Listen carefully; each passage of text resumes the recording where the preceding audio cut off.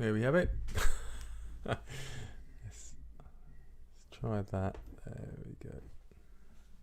All right.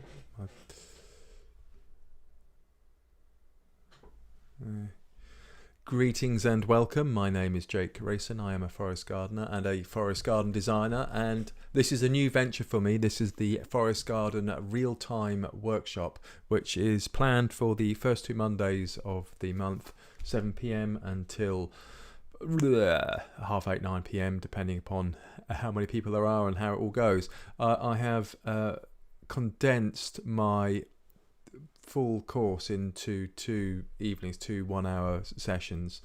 So yeah, I will be getting a move on. Now, I was seeing what the response would be for it, but it hasn't been. Yeah, I'm not the world's best marketeer. Let's be honest here. So there's I think there's one person who might be watching. Now I am, before I go any further, I am going to check. I'll check on my phone. So this is all kind of newish to me, so I'll just put this on the phone and see if it's working okay. And garden, there we go. The Nature Works garden, and let's have a look. Is it going to work? I'm just to yay, live now. Good. You get a bit of an echo. Brilliant. Okay. I might just turn that right down. Well, that's good. And there's live chat on there as well. So if you want to take part in the chat, do top chat number 1. Chat publicly. So what I can do is talk to myself. I can talk to myself on the chat. That would be exciting, wouldn't it? All right then. That'd be quite funny. I've got a keyboard here for the laptop, for the phone. It should be quite amusing. Anyway, so tonight, yeah, we're going to do everything, absolutely everything, which is quite incredible. I find that quite amazing. So let's have a look, see if I can get in. Chat publicly. There we go. How exciting! So I've got chat on my mobile because my laptop is too old to kind of handle chat. It's very exciting. So if you've got any kind of questions or anything, do ping them through, and I will set them up. There we go. Good. Yay! Chat publicly. Hi everyone. Right. So I've got chat there.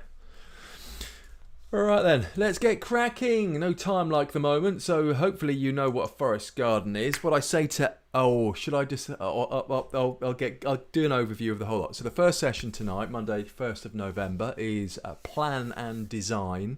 And this is kind of divided up into 5 different sections. There's an introduction, which is what is a forest garden, why bother with forest gardens, what's so special about them. There is the survey, critical part, where you do all the measuring and you do look at what's there and kind of take a variety of different measurements and different observations. It's a very good idea, and you'll hear this a lot, this piece of advice, that you should wait before making any major decisions. You should wait for a year before doing anything kind of major. And I think that's pretty good, actually. That's as a rule of thumb, if you can afford the time to wait, then that is quite a good idea, because you get to see the land across the year, and it's not what you think it is. It's a very interesting kind of process. And also you get to see where the different kind of weather patterns are and the little quirks in the particular situation where you are. So I would kind of say, yeah, if you can do that, wait a while. And then you can also in that period you can be doing the surveying and the observations and seeing how the land is working. The next part is Wishlist, and this is really, it's a nice easy way, it's a fun way of getting into what do you want, the features that you want, the plants that you want, what's it all about. And it's I love writing lists of things, and it's a great opportunity to write a list of plants and a list of features. And even if you don't end up with them, it's a very good idea to kind of go through them and keep stuff ready, parked for the future. And then we'll look at the design process and the whole reason for designing something.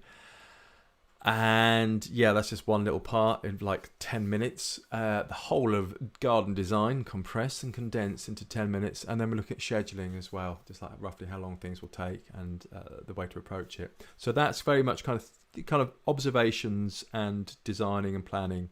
That's the plan and design section. So that's tonight. The next week, I won't go into the detail, but Canopy and Cultivate, essentially looking at creating windbreaks, getting perennial veg sorted out, and then planting the canopy layer, and then looking at the ground preparation and the shrubs and the ground cover. And that's more kind of practical, hands-on, actually implementing it. What you will find, and I'm sure I will... hi, Leslie. And what you will find is completely forgotten what I was going to say. Oh yes, it's a spiral. The whole process of creating a forest garden, it takes years. To really get into it, you can do an awful lot in a very short amount of time to get things established and to get things going, but it's an ongoing process, which is part of the beauty of it as well. And it's a spiral, so you're kind of constantly coming over the same ground and you're improving it and tweaking it and refining it. And so the planning, the designing and the cultivating are all, they're all part of the spiral, and they all kind of keep on going. So don't freak out that you haven't done everything all of a sudden. So there's plenty of time to do stuff and to learn things. Okay, so those are two sections. So next week I'll be looking at Canopy and Cultivate. Tonight we're looking at plan and design. And this is where the website is. I've got my face on the screen. I mean, obviously because I'm doing live streaming, but I mean for me, I don't want to look at my face. I have enough looking at my face in the mirror in the mornings. That's better. Let's get rid of my face. And yes, this is just to say that this slideshow will always be online. I will keep it. I'll see how it goes with if I can get many other people watching. If it proves successful, but I'll keep it up there anyway. It doesn't. If I don't do any more in the future, it doesn't really matter. So it'll always be natureworks.org.uk/realtime/plan, and the slides will always be online there. The work is licensed under Creative Commons, which means you're free to share it. Is it Commons Attribution? I can't remember which one it is, but basically you can share the slideshow. And let's get cracking. So I have been designing forest gardens for best part 5 years, probably 6 years, I think. So and during lockdown, I've created a course. So that my online backyard forest course, and what I've really found is this helps to concentrate the mind. Is to have this kind of phrase: plan, canopy, cultivate, and kind of dividing up into 3 sections actually helps with the time of it as well. It helps make it manageable, so you can divide up the process into 3 sections. Like I said, it's a spiral, so you're actually kind of revisiting them all the time.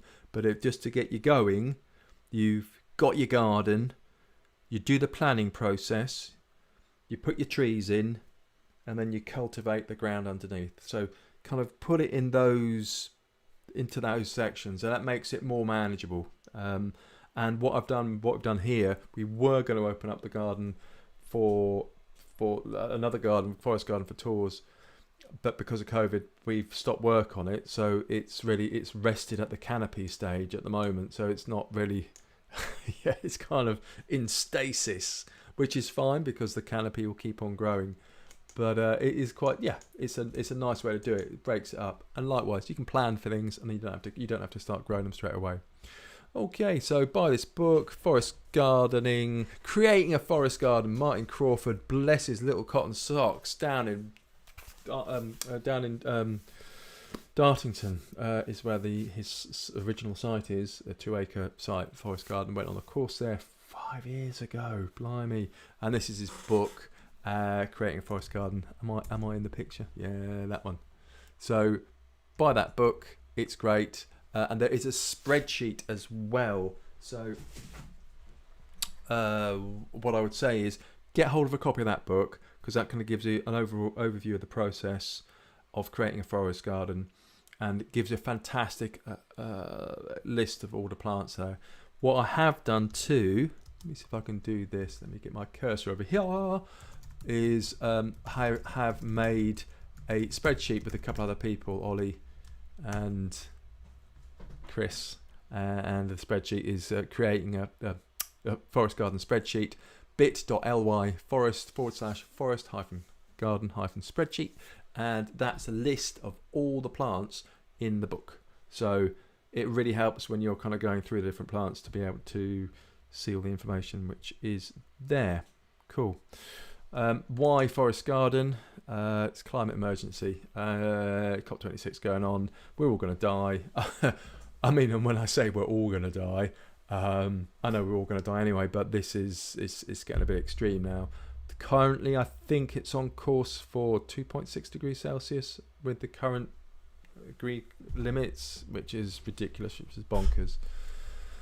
And possibly 4.5 degrees Celsius, which is like extinction, sort of mass extinction. Oh, yeah, just kind of unthinkable. We really ought to stop flying in aeroplanes, go plant-based diet, and protest like bloody hell, like because it's quite bad. Anyway, there we go. What we're doing, this is the definition, the kind of condensed definition. A forest garden is an edible ecosystem, and it's like growing edible crops in a wildlife garden. So that's what your aim is. And this is kind of, there are characteristics of a forest garden in different, there's characteristics of different gardens in different climates. And we're talking about a cool temperate climate like the UK and parts of North America, most of North America. But you can have forest gardens in tropical forest gardens. You can have desert forest gardens, kind of, because it's the same principle. Basically, it's an ecosystem and you're encouraging food for it. I am reading this brilliant book at the moment called Tending the Wild. This is like one of those books that you read and you go, oh my God, that makes a lot of sense.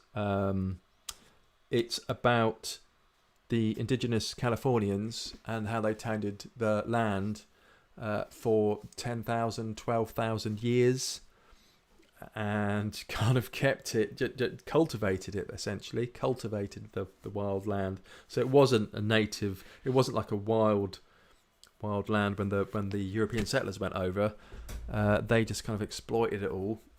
But it's like a forest garden at a grand scale. So in terms of sustainable living, 10,000, 12,000 years is pretty cool.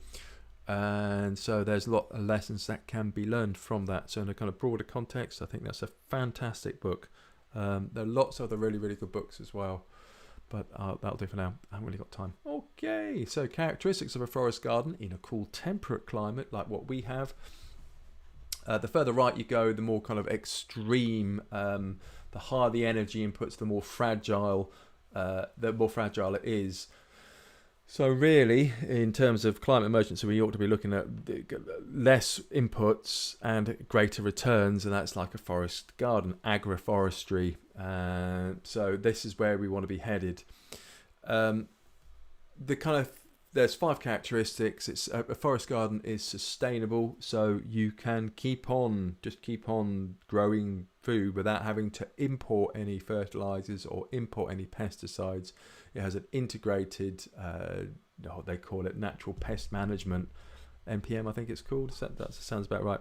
Integrated pest management, because you're providing an ecosystem. When the ecosystem's in balance, and you have any pests, then they are kept in check by all the wildlife that you have living there. So it's sustainable and long term, and you're providing you're providing the gardens nutrients as well, and you have a permanent living mulch, a permanent ground cover.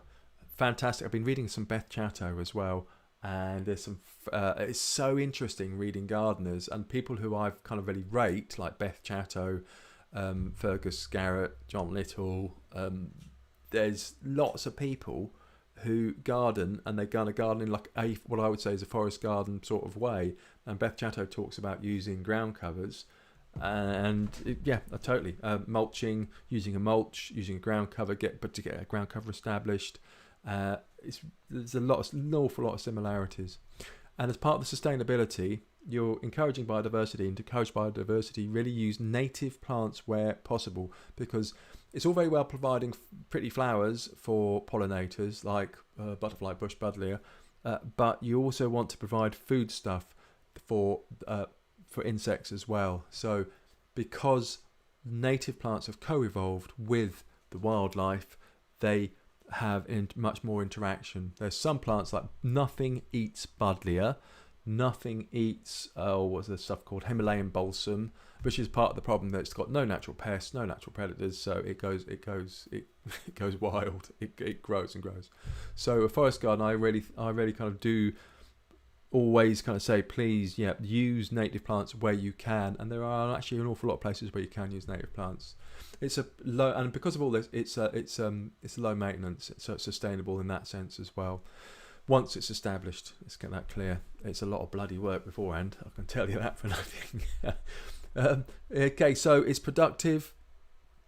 There's a range of different fruit and veg, and perennial vegetables and nuts and all sorts of stuff. Oh crikey, canes and poles and basketry and kind of herbs and medicinal plants and dyes and you name it. I mean, again, that book, Tending the Wild, is absolutely fascinating because the range of uses for plants is quite incredible.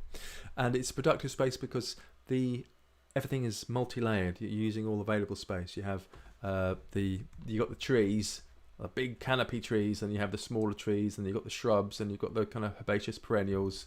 So you're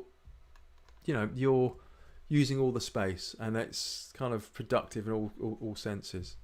And as part of all this, it's wildlife friendly. It's designed to be wildlife friendly. You're creating an ecosystem.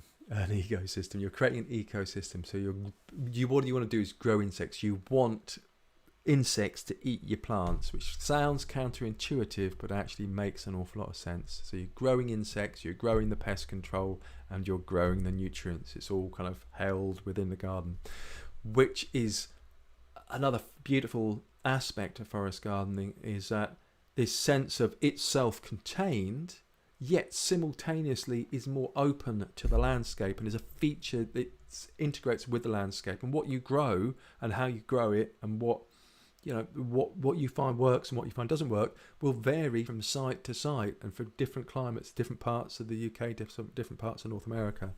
So it's kind of really quite interesting that something that it's self-contained, that you're not importing anything in, but the wildlife is what you're doing. Is you are importing the wildlife, you are importing the local landscape. So it has a kind of key kind of ecological role as well.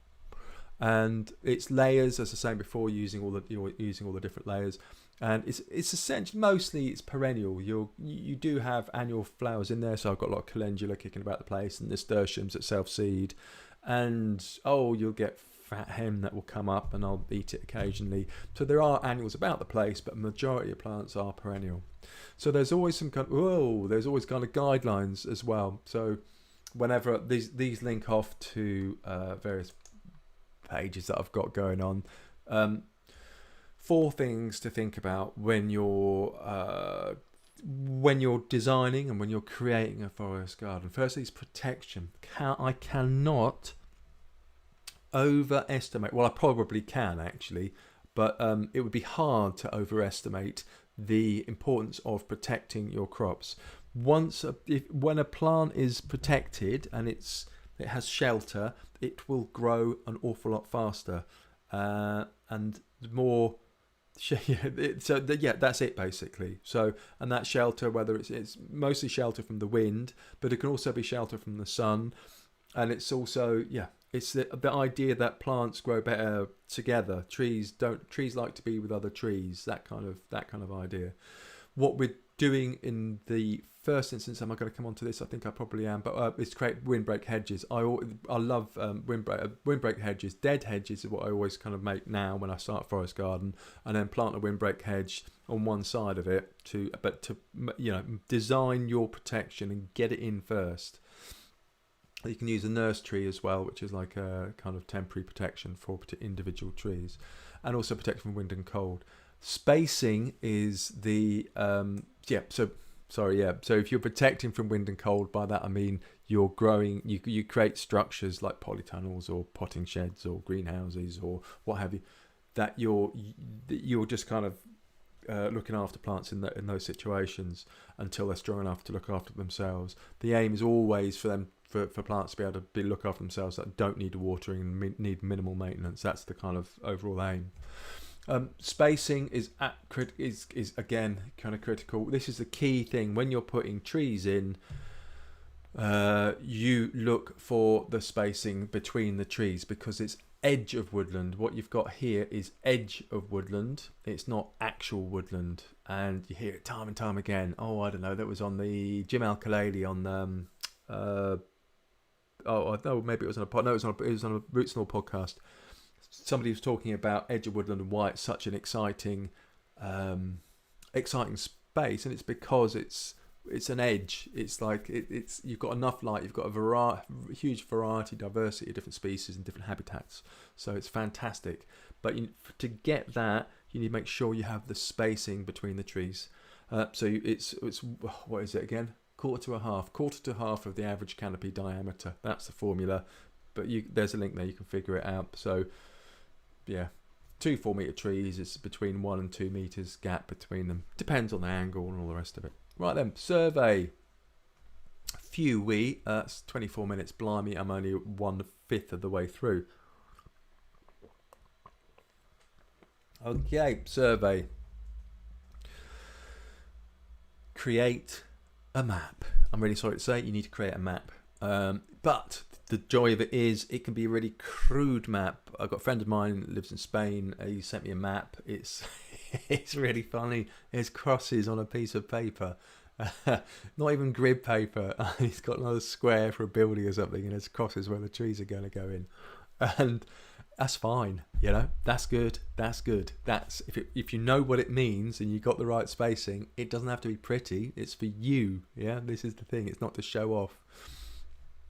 Work out your scale. So whatever you need to work out how big. The key thing is to get the spacing right on the trees and to figure out the height of the windbreaks that you're putting in. Those are the kind of key things.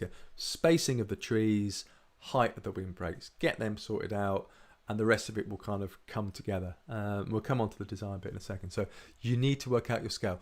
I've got any paper. I don't really do much in paper. You see, I do most of my work in CAD. But there's a 5mm square paper, and use that. I mean, if you can get A3, that's great. If you're allergic to computers, then use paper, and that's fine. I will come on to how to implement this. It's a handy little hint. Kind of works well with a big garden. With a big garden, using a satellite photo. With a smaller garden, you can just like regular shaped garden like this. Then you can use a 5mm paper and just kind of figure it out with a tape measure and work it out. But it's really, really important to do it as well, because you need to make sure that the plants you're putting in aren't too big for that space. I'll tell you what Beth Chatto said. Okay, here we go, and remember this bit as well. Right plant, right place. Comes up time and time again in gardening circles, but it's exactly right. And that, for me, the right plant is always one which grows to the right size, so you have less maintenance. Observations. Okay, so this is where it starts to get kind of really exciting, and you kind of think, oh well, I just want to dive in and start planting trees. But do find out, first of all, what kind of land you're talking about. This is a photograph, 2-acre site, what is now the Forest Garden Nuttery. And it's windy, it's southeast facing. This is the Kerry Valley, and it's windy. So I need protection. I need a lot of wind protection here. A lot of dead hedges. I'm very happy. Loads of dead hedges. And then you need to figure out the position of it. Like, you know, where is it? We're on a hillside. It could be in a valley, so you get frost pockets. What's the aspect? So time and again, there's a fantastic app called Sun Surveyor where you can see the sun in the sky. It's in the notes, so you press P for the notes, you get the notes up. But you need to kind of figure out where the sun is, what aspect is your garden, where does it face in relation to the sun. So the sun here, the sun rises, hold on a second, the sun rises, where does it rise? Southeast facing. So the sun rises over that way and it sets over that way. But in the winter, not obviously, but in the winter it's lower, and where it rises and sets is smaller as well. So it changes the amount of sun that your light gets. Unless you live in the tropics on the equator, that it changes across the year because of the angle of and curvature of the Earth. So work out where, you know, how much sun particular parts of your garden get and everything. Okay, so that's really really important. Then there's the orientation, which way it's facing, the elevation, how high up you are, because you'll get different weather depending upon where you are, and the slope. It's very slopey around here, so bit by bit we're flattening out areas. And I tell you, flat areas, if you live on a hill, flat areas are a godsend. You can just do so much more with them. So yes, do take that into account as well when you're planning a garden. So and this kind of goes across, you know, like backyards all the way up to like acres. So it's the same principles are applying. In terms of elements, there's quite a few websites out there for weather websites. But I just say water. How much rainfall do you get? When do you get the rainfall? Where's the prevailing wind, and how windy does it get? And where, as I was saying before, the sun, where is the sun in the sky in relation to your garden? And what is your soil like? Yeah, really kind of important. To dig up your soil in different parts of your garden, and you just spend half an hour doing it. Take a shovel or a trowel, and then and then dig down about that much, and then see what happens to the soil and how much compost there is, whether it's clay soil, whether it's shale or sand or silty. There's two main types. There's clay and there's sand, and then there's loam in the middle. That's very rough kind of approximation. But every garden is different, and various parts of your garden will have different types of soil as well. And then also water. So you have running water. We've known it for a while. There's a spring in the back wall. We've had it cleared out, and now we've got a waterfall by the back door, which is nice. Was a bit unexpected having it so close, but there's water coming through there anyway. So it's just really interesting to see where it's coming off the land and at what point it comes down. So now I know, that's how often it comes down. It comes down this time of year. You just need to kind of figure out those kind of ideas of where the water is, and where it pools or where it runs or where it's dry or the higher points. So yeah, bear all that in mind, because that will dictate what you plant. Features. Make a list of all the features that you've got for the existing habitat. I think it's really, really important to look at what you have and see what can be not preserved, but like see what works, and then don't just kind of clear all of it. I worked on a job last year.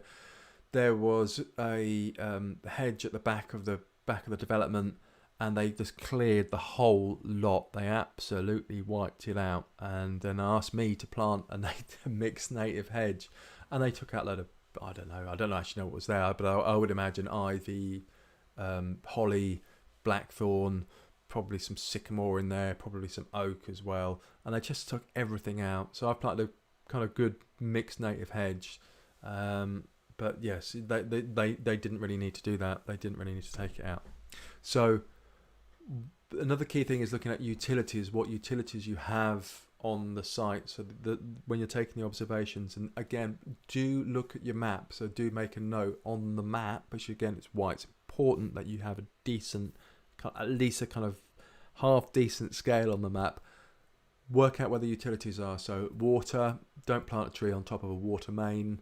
Don't plant a tree underneath a power line like I have done in the past. Don't same for telephone lines, internet lines, oh crikey, all the other utilities, gas pipes, all the rest of it.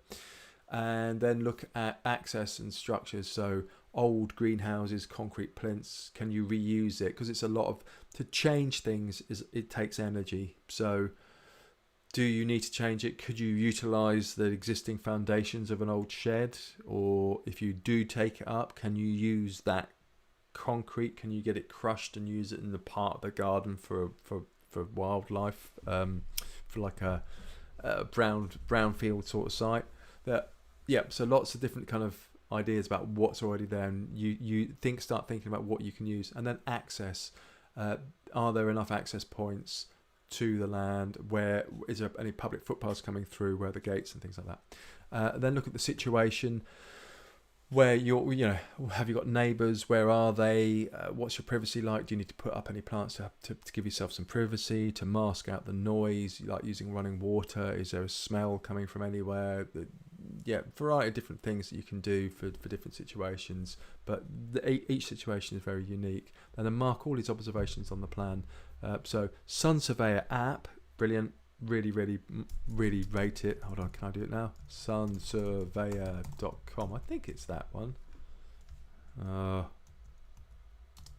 Sun Surveyor. Hold on. .com. I think it's that. sunsurveyor.com. Have a look, and then soil test. Do a soil test. Work out what kind of soil you've got and what the pH is. So pH is acidity. Work out the pH. Just kind of a vague idea. To be honest, it hasn't altered that much what I've been growing. If it's really acid or really alkaline, then it might make a difference. Okay, let's go on to wish list. So the wish list we have is the we want to kind of create different wish lists for different features that you want for your forest garden, and this is a really nice kind of time to sit back and say, well, what do we want to grow? What do we want in that space? And I generally start out with wildlife, because an awful lot of what I think a forest garden really needs to be about is about the whole ecosystem side, and think about features that cater for wildlife. One of my favourite gardeners, I've just been in touch with him today actually, because we're not actually on speaking terms. I mean, we are. I mean, he's a John Little. What's his name? Grassroof Company. John Little. Yeah. So he's great because he does ornamental gardens, and he uses brownfield materials like waste materials, but it's all kind of catered around wildlife. So he's making a hogging path, which is what I'm interested in, which is a mixture of clay, gravel, and sand. And it encourages, you can get mason bees living there. So there's features that you have, and then they can do multiple things, but kind of wildlife should be like top of that list for that when you're thinking about it. Water. So water is a really, really integral part. So a pond, whatever the size garden you have, even the smallest kind of pond that you have is a magnet for wildlife, and it's fantastic. It's like the single biggest thing that you can do to increase biodiversity in your garden. There's lots of other things you can do as well, like habitat piles and piles of sand and different materials for basking lizards, and then like open compost heaps, and there's the thick hedges, which is kind of what you'd grow for windbreaks. There's a whole range of different things that you can have for features that you can have for wildlife. And there is a permaculture food forest garden teacher called Rakesh, and he noted the other. I was on a workshop with him, and he was talking about nutrients in a forest garden. Very important. If you look in Martin Crawford's book, oops, this one here. There is a few pages about creating a nutrient budget. So make sure that you've got enough nutrients in your forest garden, and that's more kind of it's approximate thing. It doesn't have to be precise art, but essentially you're growing plants like comfrey and members of the pea family, sea buckthorn, nitrogen fixing plants and potassium fixing plants, potassium generating plants. So comfrey has a lot of potassium in it. All alders are nitrogen fixing, and they kind of put those nutrients back into the soil. So do that as well. Seating, really, really important. And I think, I wish everybody would do things differently, and that's part of the learning process. What I would do, I have a phrase now, which is coffee and cocktails. So when you're thinking about seating, you're thinking about the people, do put more seats in, and then think what it'd be like when you're sat down there. So make it a really space you want to be. And then there's coffee, where you get the morning sun, where you have your cup of coffee, and then cocktails, because obviously we have cocktails every evening, where you have your cocktails in the evening. Where do you drink them? Okay, so that's your features wish list. Lots of ideas there, but do get thinking. Do get kind of like, what do I want? What suits my situation? And then plants. Whoa, it's really sad. I've got, it's forest gardens, and I've got like one slide for plants. That's it. But make a plants wish list. I really, really recommend using Pinterest for gathering pictures of different plants, and you can see what they look like and just get different ideas for different leaves and foliage at different times of year, and what the fruit looks like in different species. As I said before, we've got a forest garden spreadsheet. There's a link there for it. Yeah, so press P, you'll get the notes. Oh, there are no notes on that page, but you'll get extra notes up if you press the P key. Plants for a Future, which is a brilliant online database. The spreadsheet that we've made for Martin Crawford's book is using the data from Plants for a Future. Plant Atlas, this is a botanical atlas of plants from the Biological Research Centre, which is really, really good for listing all botanical plants. And I've lost my bloody book. I've got Harrop's Wildflowers. It's gone. I would say somebody's taken it, but no one else in the house seems to be that interested about native wildflowers. But it's done a runner. So Plant Atlas is like an online version. Harrop's Wildflowers. If you are at all interested in, I say it's kind of it's invaluable for forest gardens. I really think it's people really ought to be keyed up on their native plants for where they are. I think forest gardening is great as a principle and as an idea, but also I think it's great to make the most of your situation and to help the wildlife where you are. And then RHS, good old RHS, they've got a new website, Plant Finder Online, and they have a native filter as well. So that is actually pretty useful for different information about plants, and you start getting into different cultivars. Obviously, there's a lot of non-natives, but there is a native filter that you can use on the RHS, and then Pinterest for pictures, which is what you can see here, which I've done for a client. There we go. Make all the lists. So if you've got your map, so you figure you've got your map, your paper map. I haven't even done there's a whole other thing about getting to doing using CAD, which I can do, but and then we'll get on to the design process. Oh yeah, I'll cover it in here. Sorry. So design. So really, design is purposefully putting things in the right place for humans and for others. And it's this kind of idea of thinking about the big picture, thinking about everyone and everything in your garden. Don't plant a giant, whatever that is, sequoia or something, outside the back door, because it'll get a bit in the way. So that's what it is. This is the kind of key of design. So what I do think is kind of really funny about, which is wonderful about design and about gardening, is it really is about putting plants in the ground, and either they grow or they don't, or somewhere in between. That's it, really. That's it. That's all that gardening is. And yet there is all so much more to it as well, but that's ultimately what it is. You've got stuff that grows in the ground. That's gardening. You put it there, it grows. Do you design on paper? This is my friend Dan's paper plan for his original design for his forest garden, and it's great. I think it's really, really good. I think there's got a couple of hedgerows there, and he's drawn up a scale map for his house here, and it's really good. It does the job. It's kind of, you work out the tree spacing, and then it works. So whether you're working on paper or computer, you need to add the observations. So like where the access is, where the paths are, where like concrete paths down here. This is a concrete tarmac front, and there's a driveway here. Add the wish list, so you've got your trees and your seating areas and various other parts. And then what you're doing is you're creating circles for trees, and these circles represent the trees, and you work out the spacing, and so you don't get a too small or too big a tree in the wrong place. Yep, that's what we're after.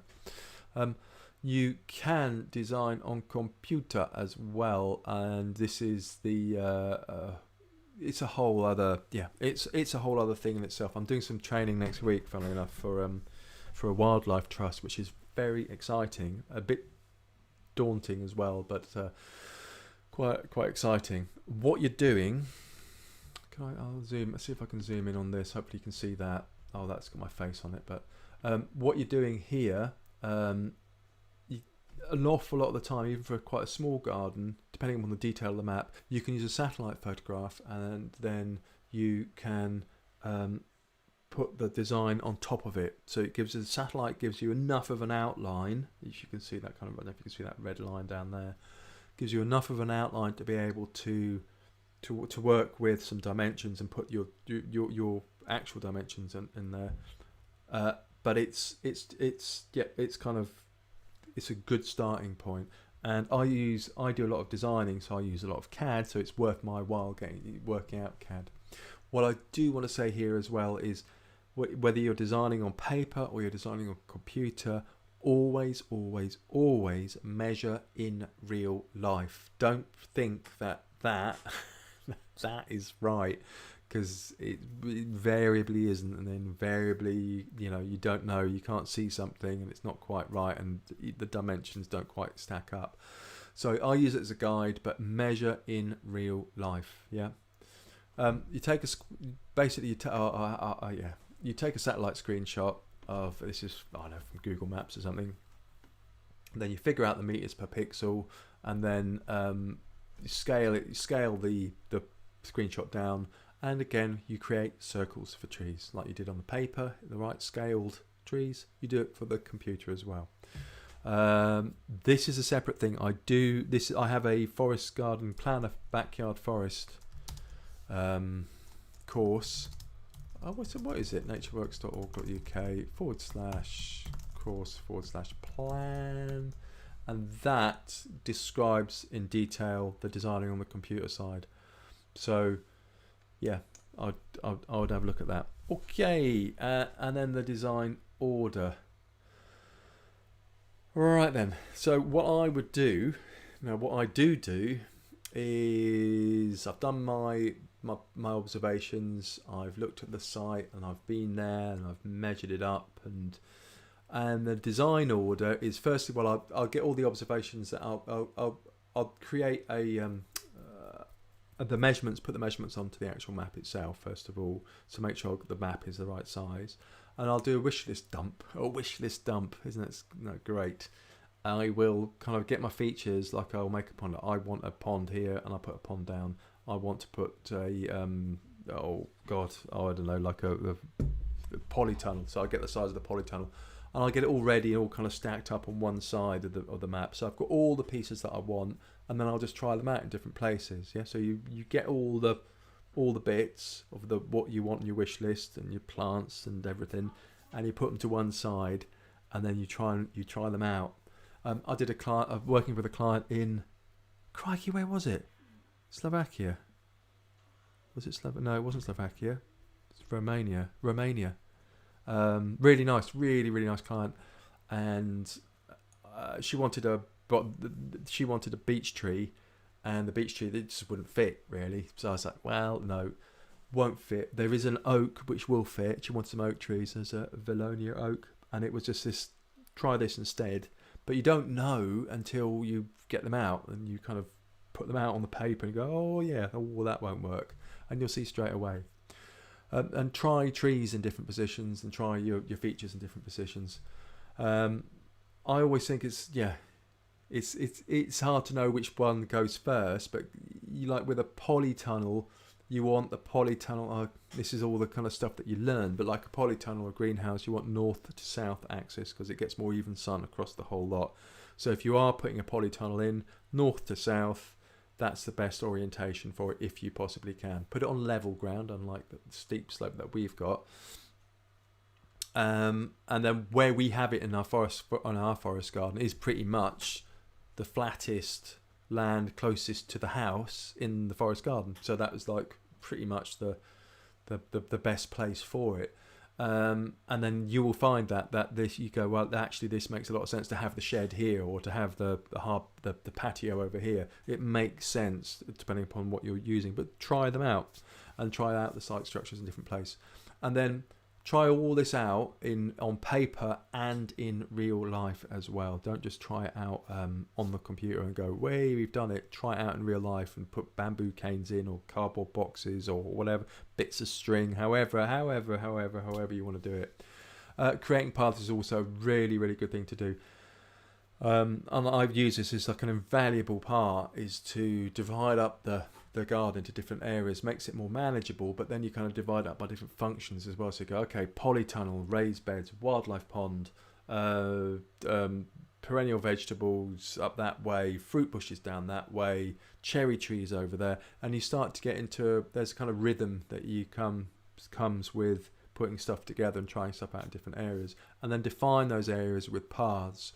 So a path will create access, but it also will take you to those different areas, but also divides them, and it makes an awful lot easier then to create a garden. And then once it has a purpose, it's funny, it has a life of its own, so it starts to get kind of really exciting. Okay, so make areas, there we go. Whoa, schedule, how much have I got to do? I think I'm nearly there. QE 10 minutes. So schedule. Let's have a little bit of a breather. Are you still there, Leslie? I'll just have a couple of minutes break. That's quite a lot of that. I've been talking for 50 minutes now. Okay.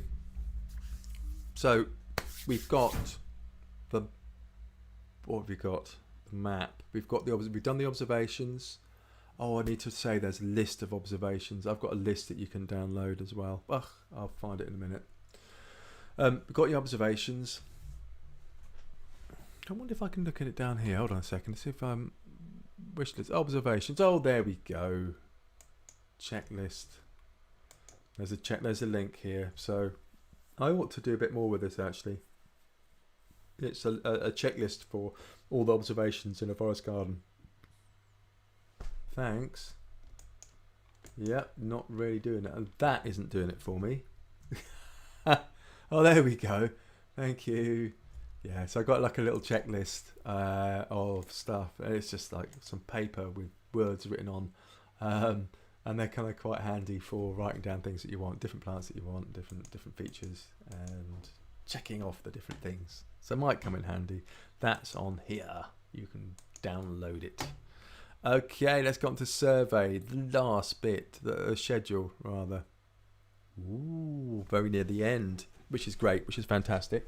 And then what I'm going to do, hopefully, I will get Zoom started up, and then whoever is on Zoom, I ought to post the link on. I'll post the link on. I don't know if I haven't invited anybody else. Leslie is there. I haven't invited anybody else just because it's very much a kind of trial run, this setup, so we'll just see how it goes. But what I want to do in the Zoom meeting is to look at people's gardens and look at their plans and just kind of figure out for them to figure out what the best approach is for them with with the information that I've got here. So make sure everyone's kind of clear about what I've been talking about, and then also have the confidence to be able to make a list of observations, to make up some wish lists, and then to create a map. And that's what I'm aiming for. And then, yes, so there will be a Zoom meeting afterwards, but it might just maybe I'll post it in the Telegram Forest Garden group as well, if anyone is masochistic enough to hear me whitter on about forest gardens yet again. Okay, so for the schedule, it really is quite handy to not rush in and try to do everything all at once. And because you really want to you make sure that you get the right. No, it's not like you want to make sure that you get the right design for the right space, the right garden for the space, and rather than trying to impose your will on a garden, it's kind of letting it evolve and letting it kind of think about it, and it doesn't have to. It's not like a massive rush. So very much the first part is this kind of observations and thinking about it and spending some time in the garden. And there is no rush, and it's not. There isn't this kind of urgency of planting trees. Don't just plant trees straight away. So stop, observe, reflect, and make a list of observations. Measure stuff up. Try out the soil. Look where the sun is. See what existing plants there are, where the trees are, and all the rest of it.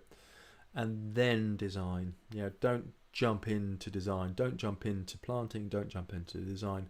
Then design. Doesn't matter. I really say doesn't matter what you're designing on. You can design on the. Do people use fag packets anymore? I don't know. Design something on the back of a fag packet. It doesn't really matter what your medium is, but I think the actual process of design will help you collect your thoughts about the space, basically. So yeah, and then with the design itself, this is the forest garden which is over there. This is the one which is kind of in stasis. So I've put the windbreaks in. Well, you kind of. They're at the back on the north border, and they're down on the south border. So I've got some corners down the front, and I've got a mixed hedge, which is Juneberry, Guelder Rose, Autumn Olive, Darwin's Barberry, and possibly some sea buckthorn as well. And that's kind of a good mixed hedge at the back, about 5 meters tall. And then I planted the trees. That's a hawthorn. I can't remember, Arnoldiana, I think. And there's a bamboo, and there's autumn olive. There's another autumn olive windbreak here. There's another bamboo here. So I've done that, windbreaks and canopies. And then it's come to a natural pause because plans have changed. So I'm just keeping it at that point. I'm mowing the paths for access, clearing the grass away from the base of the trees so that they don't have any competition, and that's it. So I'm doing, we're not building a structure. We were going to put up a kind of tent thing for the lectures, outside lectures, but not doing that now. But that's what you would do, and then that can stay like that for a while. It doesn't have to be, you can do one bit and then you can do the next bit and then you can do the next bit. So don't really have to do it all at the same time. And then you can cultivate the shrubs and the ground cover. Okay, so remember, plan, canopy, cultivate. Is that what I said at the beginning? I don't think it is. What the hell did I say at the beginning? That doesn't make any sense. Plan, canopy, cultivate. I did say that. That's funny, isn't it? I said what I did say, and I said it at the end. Whoa, come on then. Okay, so this is Ronnie Barker, Forest Garden Dog, getting mulched with some wood chip, some bark or something. He's a bit daft. Buy that book, Forest Garden Spreadsheet, Plants for the Future, RHS Plant Finder, Bonetti Filter. Oh yeah, an orange pippin is a great tree reference as well for a whole range of all the different kind of tree fruit varieties. There we go. I hope that's useful and interesting to a degree. And I shall, yes, any kind of questions, do email me, hello@natureworks.org.uk. My name, what's my name again? Oh yes, Jake Rayson. So yeah, any kind of questions, yeah, just do get in touch. Yeah, I'll see what I can do. I'll see how this one goes, see how the next workshop goes for next week, and yeah, we'll take it from there. Okay, I'm gonna call that a wrap. I have got the chat open over here. Any questions? And I don't think anyone else. It's quite funny. Any questions? Oh no, my keyboard's turned off. Oh, isn't it quite? It's quite funny. If there's no questions, then I will go over to Zoom and start Zoom up. So I hope that's mildly entertaining. And then we're going to go Zoom, Zoomity Zoom. Yes. Hey, and next Monday, 8th of November, 7 p.m, I'll do the second part of the workshop, which is the canopy, windbreak protection, perennial veg, ground cover shrubs. Excuse me for drinking lukewarm tea. That'll be a no then. I think we can safely say there are no questions. So, thank you all very much for watching. I hope that's interesting, useful, and I shall see you again very soon. Bye for now.